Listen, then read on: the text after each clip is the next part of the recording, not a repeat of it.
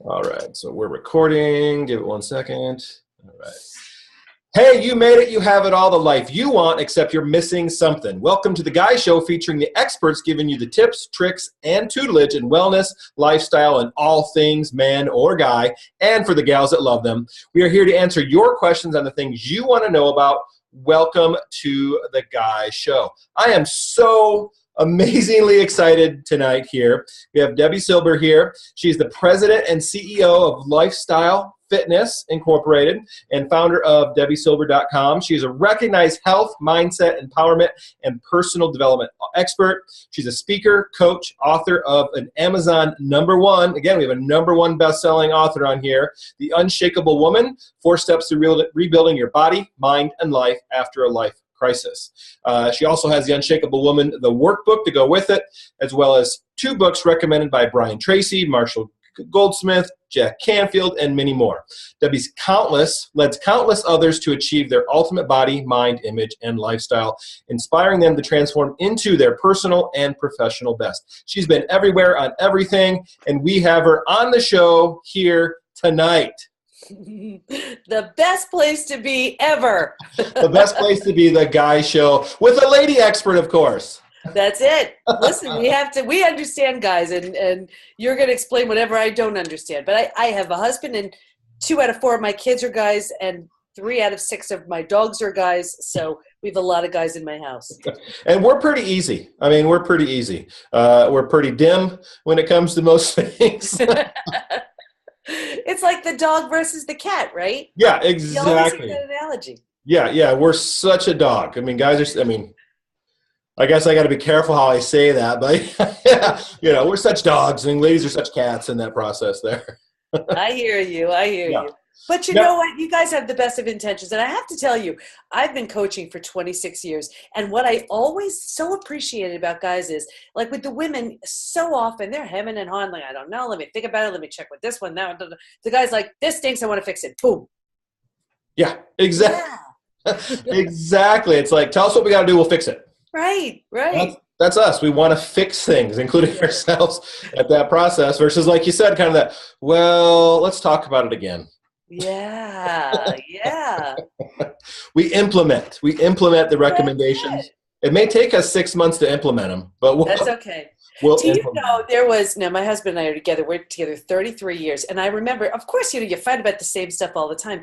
Yeah. I was so sick of just saying the same thing over and over that at one point I just wrote out the script of what to say. And then after a while I hung it on the closet door, the inside of the closet door. And I was like, you know what? Whenever the same situation would come up, just read that. Just read it. I might do that at home. It's helpful. It really is. Yeah. I even did that with one of my sons. He's in college. He just doesn't respond at all. So I wrote an entire dialogue. Hey, how are you? I'm good. How's everything? Good. And I said, copy and paste this each week. That's all you have to do. I know you're interacting me at that point, right? That's it. I'll take it. Yeah. Now, you're Unshakable Woman, phenomenal book, #1 best-selling, 4 steps there to rebuilding the body, mind, and everything. Mm-hmm. But it applies to guys too, in a sense. It's not just women that need that. Guys need that too. So tell me a little bit about your book and your approach. And also, people, my guys, she's working on her PhD. She's wicked smart in what she's doing. I mean, she's amazing. And so tell us a little bit more about The Unshakable Woman, which really should be The Uncrackable Man. Ooh. Oh, I like that. Next book. There you go. Who knows where this will go. So what, I've been in health and mindset and personal development forever. And it started with health, and then we sort of evolved into this, well, what's the reason why the health challenges started in the first place? And then it was, let's say, stress or some sort of issue. And then trauma started coming up with everybody. And the trauma could be, whether it's a natural disaster or disease, death of a loved one, as some issue with a person. And I noticed that when we heal, it's usually a combination between any one of 4, let's say, things that really help us heal and become unshakable. And that's really what the book is about. Okay. And your book's been a #1 bestseller through there. You have the companion guide to it too. And is that the process you're kind of tying into your PhD work itself? Well, what's so interesting is that the PhD is it's in transpersonal psychology, so the psychology of transformation, human potential, and my study, the dissertation, is on women who've been betrayed and the potential for post-traumatic growth, like the upside of the trauma, like how potentially that horrible, terrible thing from a family member or a partner could lead to your best life ever. So I studied 14 women, like in depth, these deep conversations. And what was so amazing is at different stages and different circumstances, they all went through this same process. So just last week, I discovered this process, like a predictable process. Oh, wow. Let's say the grieving stages of grief, and you know what's coming. There are predictable stages of healing from betrayal. Yeah. And it's really cool. So, and instead of achieving post-traumatic growth, which was what all of my participants experienced at Me Too, there's something new that I just coined a term, and it's based on healing from betrayal. So lots of exciting stuff coming. Yeah, that's an amazing. That's so cool when it's just that fresh. Like literally, like you said, last week it just came about with a new terminology for what you're seeing in your research. Yeah, applying it to your dissertation through that process is amazing. I know you got some great other psychologists, PhDs helping you with that process. definitely do. You know, so you got some amazing people lined up to help you. That's huge. That's huge there. You know, within those 4 steps for the women, they also apply to the guys too. Absolutely. Same process. You know, I work mostly with women, but of course it applies to guys too. And it's really foundational. You know, like one is a willingness to grow and change. Now, if you're unwilling to do anything differently, how on earth are you going to get a different result, right? So, you know, I'm interested in this, but I'm really not willing to do anything. And I have no interest in listening to anything you're going to say, but I want to change. Good luck. Yeah. You know, so that's one of the biggest things. And one of the benefits of a crisis, and you think, what could possibly be the benefit of any kind of crisis? I'll tell you, and I see it over and over again, you can prevent a crisis or you can heal from one. And if anything is going to motivate you to get something done, it's when you are slammed with the reality of, oh no, that's no longer an option. And now I'm open to thinking of something else that may be. So it's really a beautiful way to it's a catalyst. It gets you moving. So that willingness, it happens when crisis hits. Yeah. And like you said, the coinage of the post-traumatic growth, there was a couple of years ago or a year or so ago, I remember seeing a study with Navy SEALs. Or people the guys in BUDS training at that point, trying to get through SEAL, BUDS training to become a SEAL through that. And they did all the evaluations, everything they do to try to figure out who succeeds, who doesn't. Yeah. In that process, because it is such a a small number go, and an even tinier number get through in that process. And it really came down to what they said. It was pretty fascinating. It was how much trauma they experienced in different ways in their life and how they dealt with it.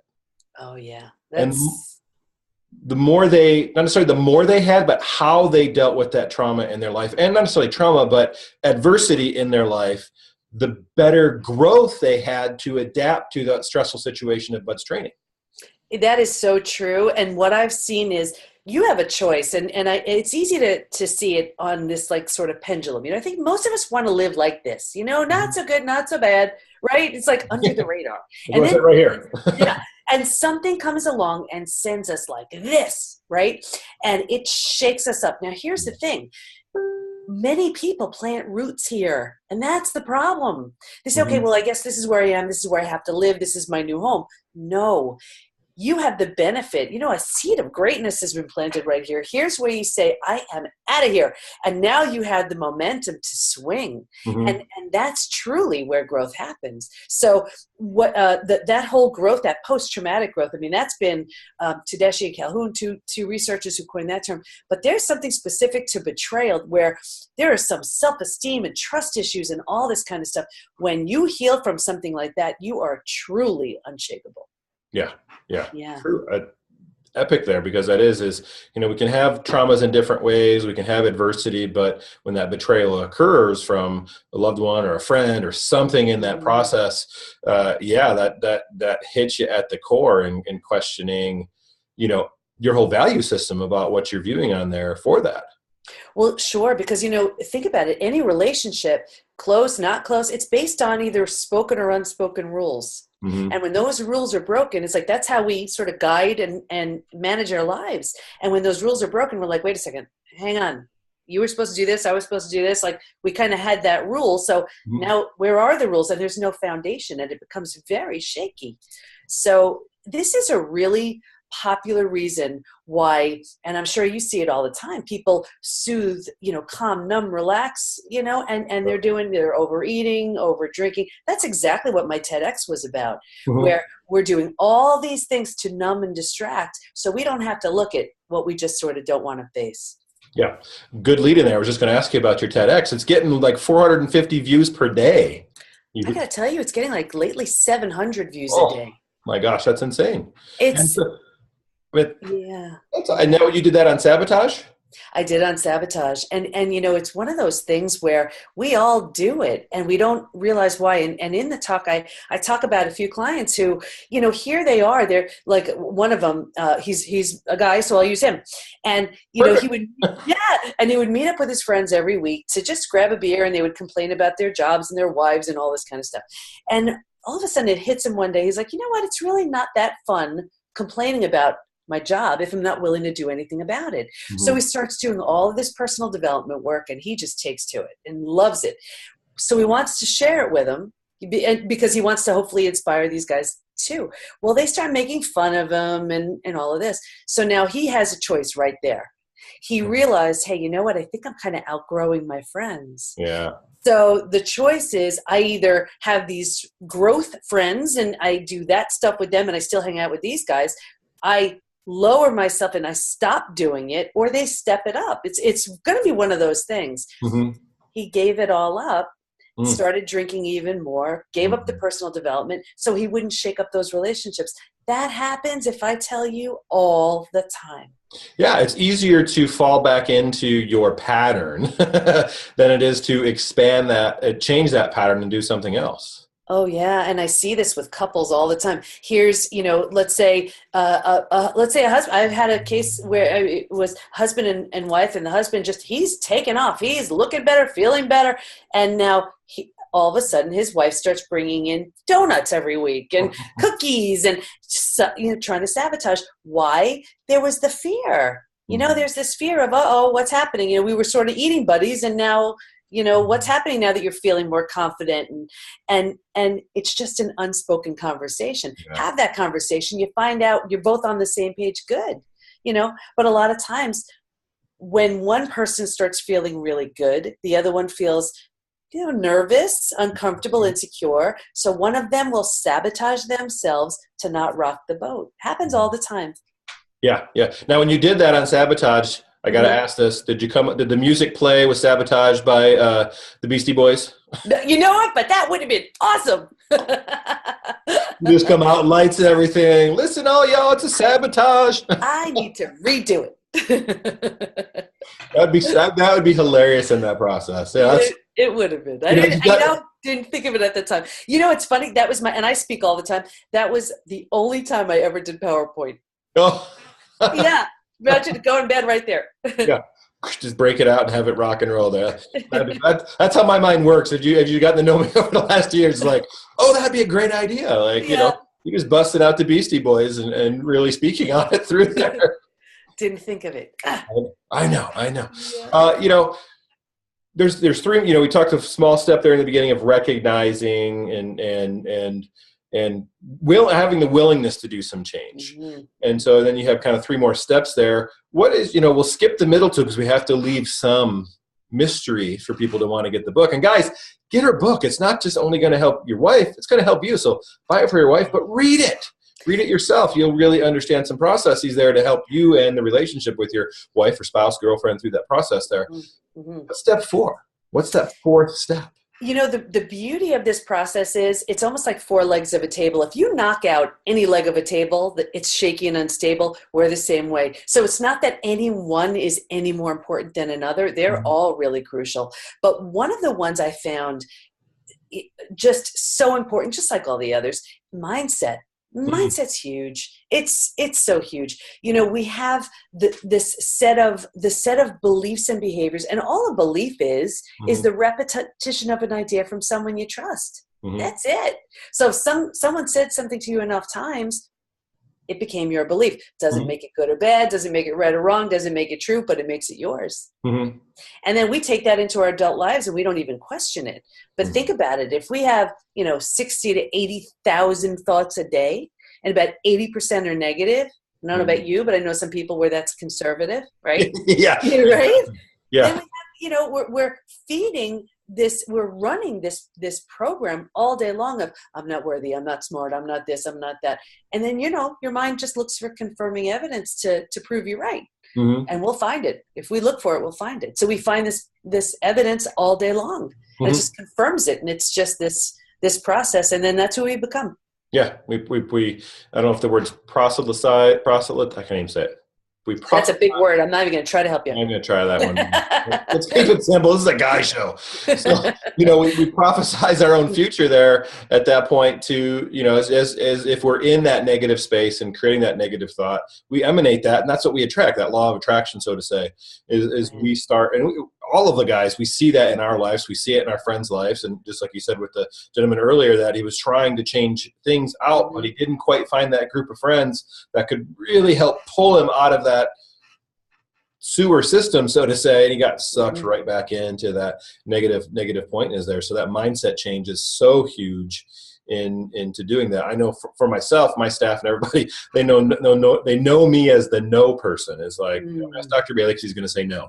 Yeah. All right. Well, that works. But It's but in the last 2 years, I've said, I do need to change that. There's certain things I still say no. Like if you need to spend money on something, no. But other things like, yeah, let's go ahead and do that. Let's go ahead and do that. So as I've changed that in the last 2 years, it was really things just started to open up across the board. My businesses have taken off. The guy show's taken off there too. Just being able to say yes to things that made sense within a certain realm of what I needed versus trying to go outside that realm that I was like, yeah, I don't need that right now. But saying yes to what is needed is so huge, and that helps with that mindset shift there because it reinforces that positivity. And it gets us out of that box and that way of thinking that, because we put a cap on ourselves, how much success we can have, how much love we can have, how much abundance we can have. I see it with women all the time, what kind of body we can have. And it's just really our own creation. We remove these limits, we just take off. And it's amazing when you buy into that and then you do the steps moving towards it. It's incredible what you see. There's this visioning activity that I do with a lot of my groups, and I have them see who they'd be at their physical, mental, and emotional best. And what's so amazing is they will draw this complete picture for me and explain it and to the T. And then it's a matter of now you have your bullseye. And it's what's the shortest, quickest, most direct path to get there. There was a woman I was working with, and she explained the whole thing. She posted a picture on Facebook, and she's like, oh, what do you think of my new do? And I got chills because this was the image she had described to me 3 months before that. I didn't want to call her out on Facebook, so I texted her. I was like, do you remember that image? And all of a sudden, I get like OMG and 10 exclamation points. I'm like, you did it. Nice. Yeah, it's kind of that. I was reading a book recently. I can't remember which one it was, but it was that same process of visualizing and doing what it is you want to be versus just saying, oh, I want to get there. Oh, I want to get there. Oh, I want to get there. And it was an interesting process in that of like visualizing it down to that, like you said, the cloth, the smell, the what the texture feels like, what the all that process. And we do that with clients too. Is like, what is it you want to get to and be, and that's and then start visualizing that's who you are. Oh yeah. And even like, and it's, what can you do at this point? I remember working with somebody and she had, one of her visions was she was mountain biking. Now, physically, she wasn't in any position to do that, but what could she do? She could join an online mountain biking group. whatever it was. And you take on whatever piece of that you can do. It's like you're telling the universe, I'm serious. Yeah. And it gets things in motion. It's powerful. Hugely, I mean, it is such hugely powerful, that power of intent, of change there. But it is like, like going back to the gentleman you said, it is so easy to get sucked back in when you're what you're surrounded by sabotages you. Well, because it's a scary thought to think, if I keep this up, I'm going to lose my friends. I'm going to lose the people around me. And who will I be without them? And now I'm swimming in these uncharted waters. It's really scary. So we go back to what's comfortable and familiar, even if it stinks, just because it's what we know. So instead of it being new and scary, I just tell people it's just unfamiliar. Like anything was that you started. It was unfamiliar until it wasn't. Yeah. Yeah. And it's kind of like anything, in getting in a group or going to a mastermind group or something else, is always making sure you're the dumbest person in the room. Oh, for sure I am. I don't know. I got dibs. I'll sabotage you for it. but I mean, it's making sure that in that growth process that, when you become that epic person, we'll just say epic person in your group, or elite person in that group, it kind of is like, okay, that group no longer really is supporting me. I need to find that other group. But it is easy to swing back in there. But it's just finding that group and realizing, okay, now, and that struck me years ago, is making sure whenever group I'm in, I'm the dumbest one there, so then I can work my way up, help everybody there, and then go to the next thing and next thing and next thing. So I'm always growing through that process versus just kind of stagnating in that negative space there. Oh, absolutely. And it's amazing what happens when you're with people who help you grow. I remember a couple of years ago, just feeling like I had to do an event, and I had never done an event before. I was like, I need to do an event. And I remember meeting with a bunch of people, and I was mid-planning. And we're going around the table, the sort of what's new with you conversation came up. So I start telling them, and they're looking at me really crazy. And then I hear, well, Debbie, why would anybody take a day for a personal development event, and $97, that's a lot. And they came up with all of these things. And now here I am, I'm thinking, oh no, I still have time to cancel. I'll give the speakers back their deposits, or whatever I was going to, all of this. And then I was part of another group, and I quickly jumped on the Facebook page and I said, here's what's going on. Within minutes, I heard, one day it should be 2 days, 97, it should be 197. I wish I was in New York. I'd be there in a minute. It is crucial who you're surrounding yourself with when you're trying to build. Be very, very careful. Yeah, because they will Beastie Boys you and sabotage you. That's it. And they think they're helping, and it can be coming from a real good intention, but if you're on the fence about something, just keep it to yourself. Which I've learned anyway, because people think I'm crazy anyway, so I'm better off not even sharing what I'm doing. We're all a little crazy in everything that we do. They just think with all the kids and the dogs, like, it's like, forget it. She needs like many assistants to help her out. Yes, I do. Your PhD, you're working on that. That's huge. And what is it again? It's transpersonal psychology. So the psychology of human potential and transformation. That's such a growing epic field, and evidence for that is huge in the research.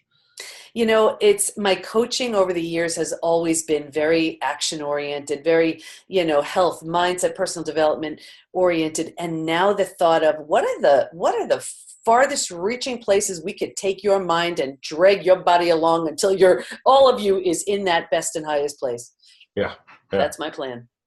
Perfect. So again, guys, get Debbie's book, The Unshakable Woman. We'll say The Unbreakable Man. I like it. We'll change the title, put a little sticker on there, Unbreakable Man. 4 steps to rebuilding your body, your mind, and your life after a life crisis. And it doesn't necessarily have to be a life crisis, as you can use that book to help build a better life, even if you have a really good life. So go ahead. There's always something better. There's like I said, you can prevent the crisis, you can heal from one, or you can make peace with where you are, and that is the best place to build from too. Awesome. So go to Amazon, get her book, go to her website, debisilver.com. You're going to learn a ton of stuff from her, particularly when she gets her dissertation done. That's going to be an epic, huge book. I mean, that thing's going to be explode because it's going to be so amazing there. Get her TEDx. Go look at her TEDx on sabotage there. You'll love that. It's going to help you greatly. Any last tips, tricks, or tutelage that you have for my audience? You know, I would say after watching this show, if you have an inkling that you should be doing something, trust it, go for it, find the support you need. You're here for a reason. And if you're not living that, figure out what it is, because you're here for something big. Great. Yeah. Trust your gut. Mm-hmm. It never lies. Good. Well, Deb, thanks for being on. Thank you. It's been amazing. And we will see all y'all later. Thank you.